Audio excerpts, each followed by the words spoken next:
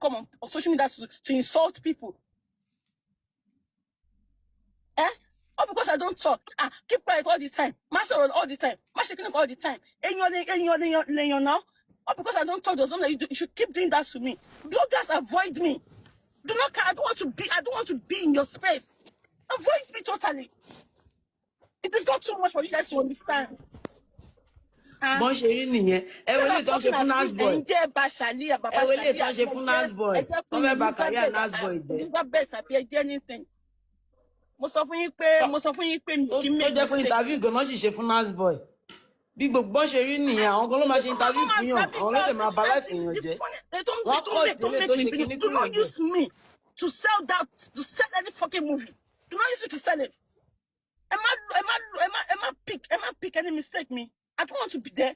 I spoke highly of the people involved. I spoke highly of them. And I said, things about the movie. I trust this man. I said my bit. I said my part. I said what I saw in the movie. So what is the problem?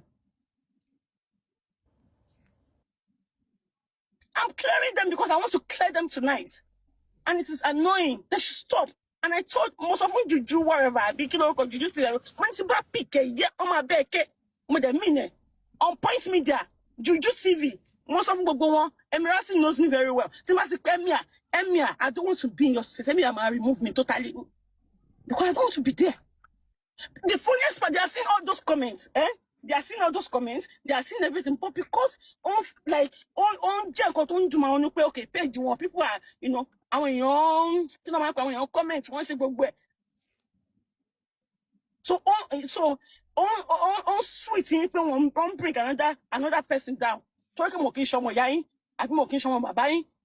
You also like one celebrity, like she Mojabolo Guinea, and your family. tó ẹ̀yin èèyàn wa ẹ̀ mà ti gbọ́ àwọn èyí tí arábìnrin yìí tó wà ní fídíò tí gbogbo wa mọ̀ sí ENIOLA AJAO tí ó sọ nípa ọ̀rọ̀ tí ó ń trend lọ́wọ́lọ́wọ́ tó sì fi kan Ọdúnládé Adékọ́lá àti múvì èyí tí wọ́n lọ láìpẹ́ yìí. Ẹ̀yin èèyàn wa kí ni tí ẹ lérò lórí ọ̀rọ̀ tí arábìnrin yìí tó sọ tọ́nu fídíò yìí o. I don't have family, Abi. I said it in my statement. Nígbà tí mo lọ sí bọ̀bọ̀ tí mo ti mọ́lé nígbà tó ọ̀rọ̀ fàdá ṣẹlẹ̀ ọ̀rọ̀ Ọdúnládé ṣẹlẹ̀.